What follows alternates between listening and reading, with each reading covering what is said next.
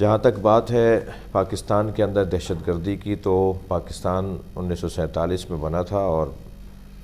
کہہ لیجئے کہ 4 سال کے بعد بلکہ 3 سال کے بعد 80 سال کا ہو جائے گا، اور یہ جو 80 سال کا تقریباً دورانیہ گزرنے والا ہے، مجھے تو پاکستان کی تاریخ میں دہشت گردی کی تاریخ پاکستان کی عمر کی تاریخ کے ساتھ ملتی ہوئی نظر آتی ہے۔ یعنی کوئی سال ایک پاکستان میں گزرا ہو جس میں عوام مارے نہ گئے ہوں، لوگ مارے نہ گئے ہوں، انجینئرز، ڈاکٹرز، افسران، فوجی افسران، فوجی اہلکار یعنی سپاہی، پولیس کے اہلکار، صحافی برادری، علماء، سنی شیعہ دیوبندی بریلوی علماء مارے گئے اس ملک میں۔ کوئی اس ملک میں محفوظ نہیں رہا۔ اس کی کیا وجوہات ہیں اس کے اوپر ہم تفصیل سے بات کر سکتے ہیں، لیکن حقیقت یہی ہے کہ پاکستان دہشت گردی کی لپیٹ میں ہے ایک عرصے سے، اور یہی وہ سبب ہے جس کی وجہ سے یہاں کا معاش اچھا نہیں ہو پاتا، یہاں جو ہے وہ صحت اچھی نہیں رہ پاتی لوگوں کی۔ ایسی بیماریاں ہیں، اگر صرف ہم پاکستان کے بیمار لوگوں کے اوپر ہی غور کریں تو شاید دنیا میں ایسی بیماریاں کہیں نہ ہوں جیسی یہاں ہیں۔ پھر خودکشی کے مسائل سامنے آتے ہیں، جب انسان مطمئن نہیں ہوتا، ذہنی طور پہ دباؤ کا شکار ہوتا ہے، تو پھر وہ کہیں سے چھلانگ لگا دیتا ہے، پھندا لگا لیتا ہے، زہر کھا لیتا ہے، بچوں کو مار دیتا ہے، خود کو مار دیتا ہے۔ تو ایک مصیبت نہیں ہے، یعنی امن و امان ایک ایسی نعمت ہے جس کے ساتھ 50 نعمتیں آ جاتی ہیں، اور بد امنی ایک ایسی وبا ہے، ایک ایسی مصیبت ہے جس کے ساتھ 85 مصیبتیں آ جاتی ہیں۔ تو دہشت گردی جس کی طرف آپ نے فرمایا کہ پاکستان دہشت گردی کے لپیٹ میں ہے، تو یہ ایک بد امن ملک رکھنے کے ساتھ پاکستان میں 85 پریشانیوں کو جنم دیا جاتا ہے۔ اب اس میں افسوس کے ساتھ کہنا پڑتا ہے، تکلیف ہوتی ہے، دکھ ہوتا ہے کہ جو محافظ ہیں جو پاکستان کی سرحدوں کے محافظ ہیں، آپ حضرات، ہم علماء، مولوی حضرات اور ممبر اور خطیب خطابت کے لوگ، محراب کے لوگ، آپ صحافی حضرات اور سیاستدان حضرات، یہ پاکستان کے نظریات کے محافظ ہیں، اور وکلاء برادری یہ پاکستان کے نظریات کے محافظ ہیں، نظریہ پاکستان کے محافظ ہیں، اور فوجی حضرات جو ہیں پاکستان کی سرحدوں کے محافظ ہیں۔ نظریات بنائے جاتے ہیں اسمبلیوں میں، قانون ساز اداروں میں، اور ان نظریات کو پھر فوجی حضرات اس پر عمل کرواتے ہیں۔ تو اگر آپ غیر محفوظ ہوں یا فوجی حضرات غیر محفوظ ہوں تو گویا پاکستان غیر محفوظ ہے۔ نظریاتی محافظ یا سرحدی محافظ جب غیر محفوظ ہو جائیں گے تو گویا پاکستان غیر محفوظ ہو جائے گا۔ افسوس کے ساتھ کہنا پڑتا ہے کہ جو پاکستان کی فوج ہے وہ دنیا کی مضبوط ترین افواج میں سے ہے، اس کے ساتھ اس ملک میں دہشت گردی ہو، اور اگر ان کے اہلکار، ان کے سپاہی شہید ہو جائیں، جیسے کہ ابھی در زندہ جو ڈیرہ اسماعیل خان کا واقعہ پیش آیا، 23 فوجی شہید ہو گئے، کہ چھوٹی بات نہیں ہے، بہت بڑا سانحہ ہے، بہت بڑا واقعہ ہے۔ میں بھرپور اور زور سے اور انتہائی سنجیدگی سے اور دل سے اور دماغ کی حاضری کے ساتھ شدید الفاظ میں مذمت کرتا ہوں۔ پاکستان کے فوجیوں کی حفاظت گویا پاکستان کی حفاظت ہے، اور کہ پاکستان کے فوجیوں کا عدم تحفظ گویا پاکستان کا عدم تحفظ ہے۔ اس لیے یہ بہت بڑا نقصان ہے، اس کی جتنے جیسے الفاظ میں مذمت کی جائے کم ہے۔ میں پاک فوج کے ادارے سے، فوجیوں سے، سپاہیوں سے تعزیت پیش کرتا ہوں، خاص طور پہ شہید ہونے والے جو خاندان ہیں، فیملیاں ہیں، ان سے تعزیت پیش کرتا ہوں کہ اللہ انہیں صبر عطا فرمائے، ان کے درجات کو بلند فرمائے، اور پاکستان کے محافظوں کو آئندہ محفوظ رکھے۔ یہ جو اب آپ نے جس طرف لے جا رہے ہیں مجھے گفتگو میں، یہ تو انتہائی افسوسناک صورتحال ہے۔ پاکستان کے جو حکمران، پاکستان کے جو ریاستی ادارے بمعنی حکومتی ادارے ہیں، اور سیاستدان طبقہ، یہ تو ایک عرصے سے فیل ہیں یا فیل کیے گئے ہیں۔ ان کا فیلئر ہے یا ان کو باقاعدہ فیل کیا جاتا ہے۔ میں اس بحث میں اس پوزیشن میں نہیں ہوں کہ میں یہ تجزیہ کروں کہ کون فیل کرتا ہے انہیں، کون انہیں ناکام کہلواتا ہے، ناکام کرواتا ہے۔ ان کی تصویر، ان کا چہرہ، ان کا جو روپ ہے، ان کا جو کردار ہے، اس کو کمزور بناتا ہے۔ خود اس کے یہ سبب ہیں یا ان پر کوئی اور سبب ہے کہ جو ان کو اس منزل تک لے آتا ہے؟ کوئی انگلیوں پہ گنی ہوئی ایک دو حکومتیں ہیں کہ جنہوں نے مدتیں پوری کی ہیں، ورنہ اس ملک میں حکومتیں مدتیں پوری نہیں کرتی، مارشاء اللہ لگ جاتا ہے۔ مارشاء اللہ لگنا حکومت کا فیلئر ہوتا ہے، پھر مارشاء اللہ لگنا ریاست کا فیلئر ہوتا ہے، یعنی ایک کبھی حکومت فیل ہوتی ہے، کبھی ریاست فیل ہوتی ہے۔ یعنی ایک فوجی جب جنرل آ کر ملک کو سنبھالتا ہے تو وہ حکومت کا فیلئر ہوتا ہے اور ریاست کا فیلئر ہوتا ہے، کیونکہ وہ حاکم جب بن رہا ہوتا ہے تو عالمی سطح پہ ملک کی تصویر بگڑ رہی ہوتی ہے۔ یعنی فوجی ڈکٹیٹر یا ایک زور دھونس کی بنیاد پر اور ایک آدمی کی حکم پر جب ملک چلتا ہے تو عالمی سطح پر وہ ملک ناکام شمار کیا جاتا ہے، جمہوریت ختم ہو جاتی ہے، قانون معطل ہو جاتا ہے، عوام کی جو رائے اور مشورہ ہوتا ہے وہ معطل ہو جاتا ہے۔ تو پھر ایسے میں وہ کوئی اچھی حکومت تو نہیں ہوتی، اچھی ریاست تو نہیں ہوتی۔ تو فوجی حکومت بنے تو حکومت یعنی عوامی حکومت کا فیلئر، ساتھ میں ریاست کا بھی فیلئر، تو بہت بڑا المیہ ہوتا ہے یہ۔ اب اس ملک میں جہاں بارہا ماشاء اللہ لگا ہو، اور اکثر یعنی ایک آدھ دو دوران یہ گزرے ہیں کہ جو 5 سال کی جنہوں نے مدت کی ہے، یا صدر زرداری صاحب نے یا صدر عارف علوی نے 5 سال کی صدارت پوری کی ہے، تو اس پورے 78-77 سالوں میں صدر کوئی نہیں گزرا جس نے 5 سال پورے کیے ہوں۔ تو یہ بہت بڑا ایک سوالیہ نشان ہے۔ دیکھیے 3 حکومتیں نظریے کی بنیاد پر بنی تھیں۔ مسیحی نظریے پہ یونان بنا تھا، ویٹیکن سٹی بنا تھا، یہودی نظریے پہ اسرائیل بنا تھا، اور اسلامی نظریے پہ پاکستان بنا تھا۔ مسیحیت، یہودیت اور پاکستان۔ ہم یہودیت کی اسرائیلی حکومت کو ناجائز حکومت مانتے ہیں، مگر ان کی دانش میں صحیح اگر حکومت ان کی ہے بھی تو وہ ایک نظریے پر بنی ہے، ایک یہودی نظریے پر بنی ہے۔ مسیحی جو حکومت قائم ہوئی وہ کامیاب ہے، دنیا کو چلا رہی ہے، ویٹیکن دنیا کو چلا رہا ہے، یونان دنیا کو چلا رہے ہیں۔ اسرائیلی حکومت یعنی صہیونی حکومت ہم اسے تسلیم نہیں کرتے، قائد اعظم کا حکم ہے اس لیے ہم تسلیم نہیں کرتے، اور ویسے بھی تسلیم نہیں کرتے، قائد اعظم کی پیروی میں بھی، اور ہم بھی کچھ سمجھ رکھتے ہیں کہ ہم تسلیم نہیں کرتے۔ وہ پوری دنیا کے اداروں پہ ان کا قبضہ ہے، یہودیت کا، صہیونیوں کا۔ ایک مسلمان حکومت تھی جو ناکام ہے، یعنی تاریخ میں لکھا جائے گا کہ مسیحی حکومت بنا سکتے ہیں اور چلا سکتے ہیں، صہیونی حکومت بنا سکتے ہیں اور مثلاً اپنے دانش میں چلا سکتے ہیں۔ مسلمانوں میں اہلیت ہی نہیں ہے، مسلمان اس قابل ہی نہیں ہے کہ حکومت بنائے،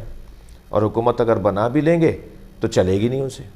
یہ ایک اعتبار سے مسلمانوں کے خلاف ایک سازش ہے پاکستان کو کمزور کر کے۔ جتنا پاکستان کمزور ہوگا اتنا مسلمانوں کا چہرہ بگڑے گا، اور دشمن تو چاہتا ہے، صہیونی یہودی بھی چاہتا ہے، مسیحی استعمار بھی چاہتا ہے۔ پرانا استعمار تو مسیحی ہے، برطانیہ، انگلینڈ، کہہ لیجئے کہ برٹش حکومت، یہ مسلمانوں کو کامیاب نہیں دیکھنا چاہتے۔ تو یہودی بھی پاکستان کو نہیں کامیاب ہونے دے گا، مسیحی بھی پاکستان کو کامیاب نہیں ہونے دیں گے۔ مسیحی بے معنی استعمار، استکبار، پاکستان کے مسیحیوں کا بیچاروں کا کوئی کردار نہیں ہے اس میں۔ اور مسلمان حکومت کو ناکام بنا کر ایک تاریخ میں 77 سالوں سے 76 سالوں سے ہسٹری بنائی جا رہی ہے کہ مسلمان تو بس ایسے ہی نعرے لگاتے ہیں، ایک حکومت ہی نہیں چلا سکتے تو اور کیا چلائیں گے، کیا کریں گے۔ یہ بہت بڑی سازش ہے۔ تو اس میں میری آپ کے توسع سے گزارش ہوگی کہ اس زاویے سے دیکھیں ہمارے تھنک ٹینک، ہمارے وہ افراد جو مملکت کو بنانے اور چلانے کا دعویٰ کرتے ہیں کہ ہم چلاتے ہیں، تو وہ کہاں چلا رہے ہیں، کہاں چل رہی ہے ان سے۔ بظاہر افراد تو طاقتور ہوئے ہیں پاکستان میں، مگر مملکت کمزور رہی ہے، عوام خوار ہوئے ہیں۔ اللہ سے دعا ہے کہ اللہ ہمارے اوپر رحم کرے۔ موجودہ صورتحال تو غیر جو کہہ لیجئے کہ یقینی صورتحال ہے، اور آئین اور قانون کی کمزوری کی صورتحال ہے۔ موجودہ صورتحال تو انتظار میں ہے کہ 8 فروری کو الیکشن ہو اور پھر عوامی نمائندگان حکومت بنائیں اور پھر پاکستان ایک دوبارہ سے سانس لے نئی توانائیوں کے ساتھ، نئے ارادوں کے ساتھ اور نئی کوششوں کے ساتھ۔ کہ دنیا قائم ہے، مایوس ہونا منع کیا گیا ہے، مایوسی کفر ہے، امید تو رکھنی ہے، ہمیشہ اچھی امید رکھنی ہے۔ میں تو امید رکھتا ہوں اللہ سے، کیونکہ اس میں خون گیا ہے، اس ملک کو بنانے میں بہت خون لگا ہے، اس ملک کو بنانے میں بہت جانیں گئی ہیں، بہت لوگوں کی آبرو گئی ہے، بہت لوگوں کی، بہت خواتین کی عزتیں لٹی ہیں۔ جب پاکستان بنا تو اس ملک کو بنانے میں بہت خرچہ ہوا ہے، تو ان کی روحیں، ان شہیدوں کی روحیں پاکستان کو ٹوٹنے نہیں دیں گی۔ ان اللہ کے ولیوں کی جو روحانی طاقت ہے اس ملک کے اندر، وہ پاکستان کو مضبوط کرے گی انشاءاللہ۔ پہلے تو یہ کہ میں توقع کروں گا کہ جو ابھی فروری 2024 میں الیکشن ہونے جا رہا ہے، اس میں شفاف اور منصفانہ الیکشن کا موقع دیا جائے گا، عوام کو بھی اور امیدواروں کو بھی، اور فیئر اینڈ فری الیکشن جس کو کہتے ہیں ہمارے ہاں، وہ اس کا موقع دیا جائے گا۔ اور جہاں تک بات ہے کہ اب تک ہوا نہیں ایسا جیسے آپ نے فرمایا، یہ بالکل حقیقت ہے۔ میں خود ابتدائی گفتگو میں نے یہی بات کی ہے کہ ہمارے یہاں ایسا ہی رہا ایک 70 سالوں، 80-75 سالوں میں، 76-77 سالوں میں۔ مجھے امید ہے کہ پاک فوج پر جو ایک تہمت آئی ہے کہ وہ سیاست میں دخالت دیتے ہیں، اس تہمت کو ہمارا یہ ادارہ دھوئے گا اور ثابت کرے گا کہ یہ جھوٹ بولا گیا ہے، یہ جھوٹی بات ہے کہ پاک فوج پاکستان کی سیاست میں دخالت دیتی ہے۔ اور وہ جب ہی ثابت ہوگا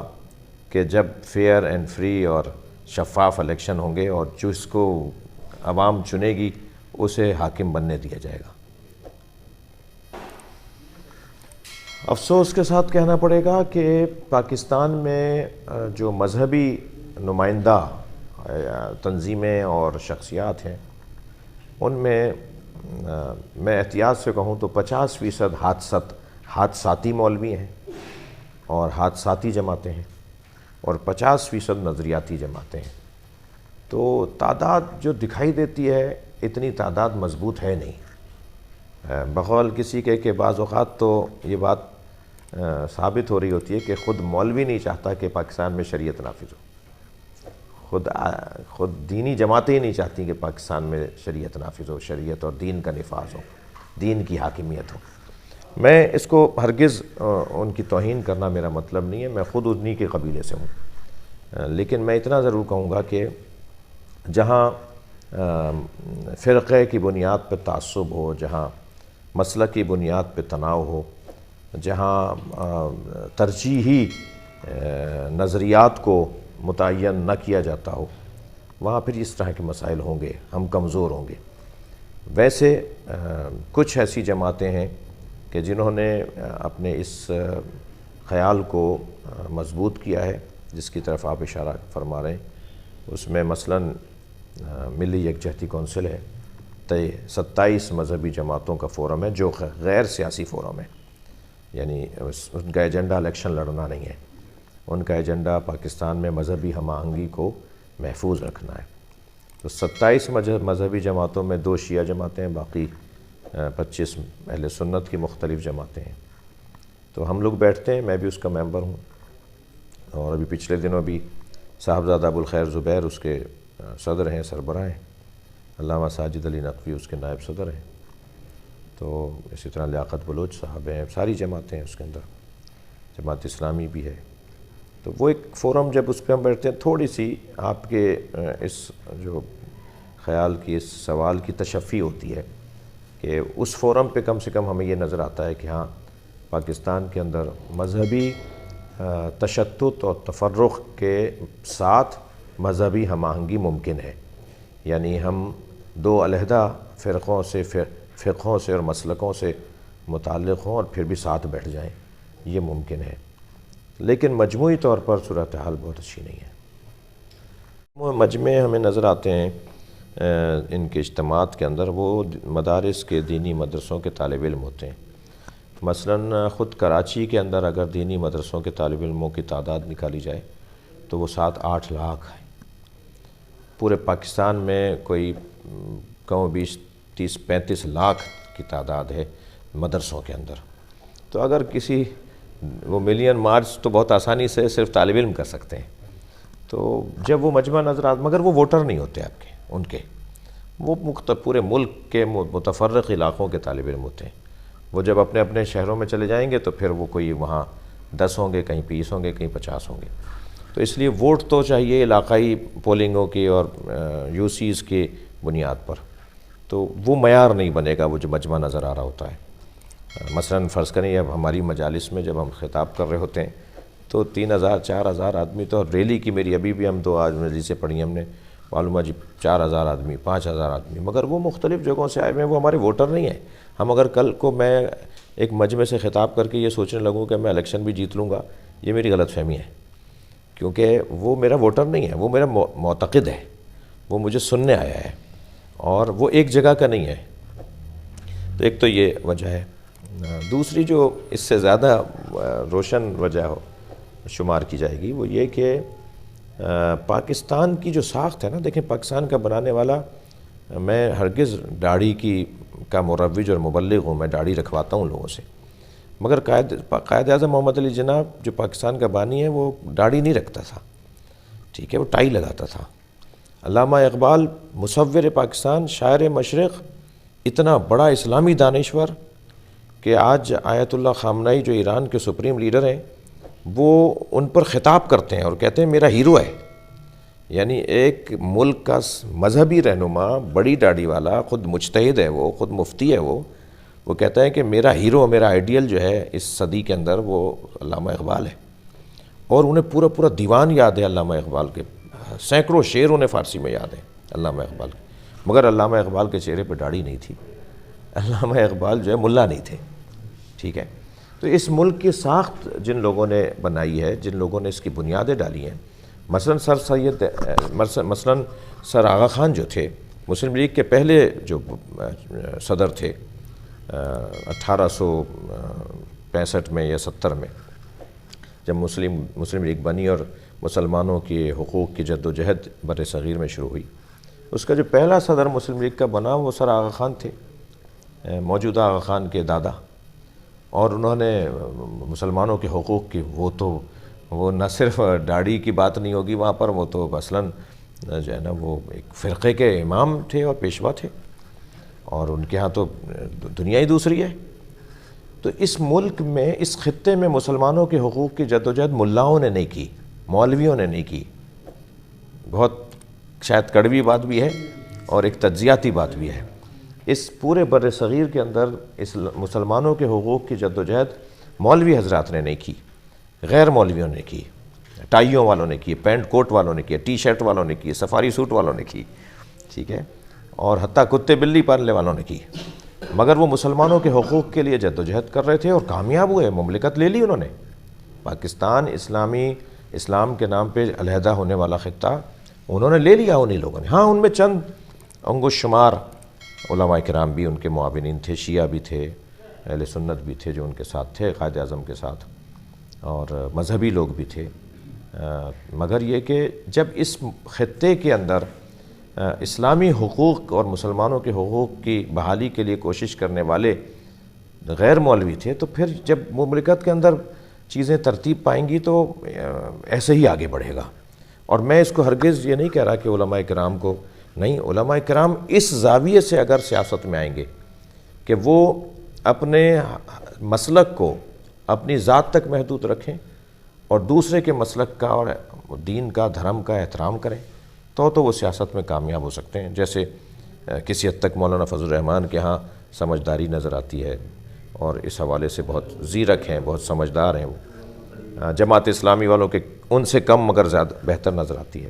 علامہ ساجد نقوی کے ہاں بھی وسعت قلبی نظر آتی ہے۔ تو اگر اس سوچ سے آگے بڑھیں گے تو مولوی حضرات ملک میں سیاست بھی کر پائیں گے اور حکومتیں بھی بنانے میں، اپنے وزارتیں لینے میں بھی کامیاب ہوں گے، ورنہ نہیں ہو پائے گا۔ پاکستان کا آئین، قانون، طور طریقہ، رائج، سیاسی جو ہماری تہذیب ہے، اور خاص طور پہ عدالتوں کے ذریعے سے جو سیاسی جماعتوں کے جو کیسز ہیں یا ان کے لیڈروں کے اور ان کے رہنماؤں کے جو مقدمات ہیں،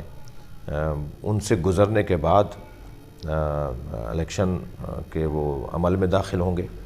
اور عمل میں داخل ہو کر اگر انہیں عوام ووٹ دے گی تو وہ یقیناً جیتیں گے بھی۔ لیکن دو باتیں جن میں سے ایک میں نے بات کر دی کہ فوج پر ایک تہمت ہے، اور وہ ثابت کریں کہ وہ تہمت ہے، یعنی وہ غلط بولتے ہیں لوگ، یہ فوج ہی ثابت کرے گی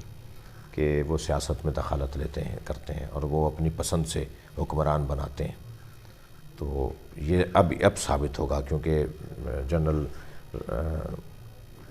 قمر جاوید باجوہ صاحب نے جاتے جاتے جو تقریر کی تھی، اس میں انہوں نے کہا تھا کہ یہ فوج نے یہ طے کیا ہے کہ ہم اب سیاست میں دخالت نہیں دیں گے۔ تو یہ اب ثابت ہوگا یہ کہ جو انہوں نے اعلان کیا تھا۔ دوسری بات یہ کہ عوام جس کو اپنا حکمران بنانا چاہتی ہے تو کسی کو اس میں رکاوٹ نہیں ڈالنی چاہیے۔ اگر عوام کسی کو منتخب کر کے کسی کو بھی، پاکستان پیپلز پارٹی بہت پرانی مضبوط جماعت ہے، اسی طرح مسلم لیگ نواز شریف کی جو جماعت ہے بڑی مضبوط جماعت ہے، مسلم لیگ فنکشنل بڑی پرانی جماعت ہے، بلکہ فنکشنل مسلم لیگ کا تو جو ہسٹری ہے وہ مسلم لیگ نون سے زیادہ پرانی ہے، اور اسی طرح جو سندھ میں اتحادی جماعتیں ہیں جی ڈی اے کی صورت میں، ان کا اپنا مقام ہے، اپنا رول ہے معاشرے میں۔ پھر عمران خان کا اور تحریک انصاف کا اپنا ایک مقام ہے اس ملک کے اندر۔ تو اللہ سے دعا ہے اور نصیحت بھی ہے اداروں کو۔ میں ایک مذہبی اور روحانی اپنی حیثیت میں ذمہ داروں سے اپیل کروں گا کہ پاکستان کے اندر شفاف اور صحیح اور منصفانہ انتخابات ہونے دیں، اور جس کو عوام چنے اسے حکمران بننے دیں۔ یہی دوبارہ دہراؤں گا کہ یہ ایک تہمت ہے جس کو وہ ثابت کریں کہ تہمت ہے۔